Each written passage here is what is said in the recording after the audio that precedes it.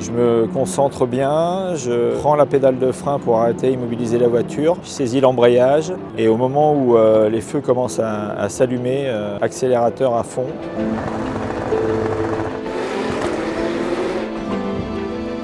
Le départ, déjà il y a beaucoup d'émotions, c'est important de lancer la voiture sans trop de patinage et d'avoir une bonne impulsion.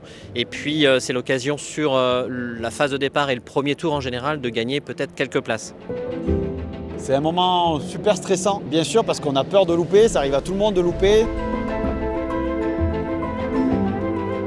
Moi, je sais que je reste toujours très calme et très posé dans la voiture. Je sais qu'il y en a certains qui vont être beaucoup plus excités ou beaucoup plus, on va dire, nerveux. Mais pour moi, la façon dont ça fonctionne le mieux, c'est de rester calme, posé et toujours lucide sur ce qu'on fait.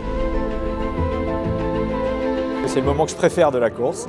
On attend, on se positionne après le tour de reconnaissance et on prend sa place sur la grille. On réajuste le rétro, on regarde une fois derrière ce qui se passe et puis après on ne regarde plus que devant. Et au moment où les feux rouges commencent à s'allumer, et puis accélérateur à fond et à l'extinction des feux rouges, on part le plus vite possible.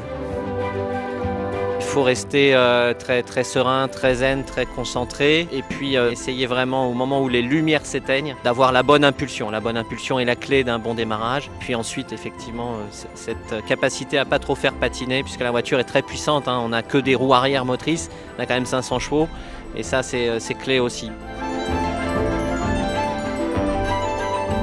Jusqu'à l'extinction des feux, il y a des routines. Donc à quoi je pense, à quel moment, est-ce que j'ai un objectif ou plusieurs, quel est l'objectif, est-ce qu'il va être technique, est-ce qu'il va être émotionnel et à quel moment on place l'objectif émotionnel, à quel moment on va placer l'objectif technique.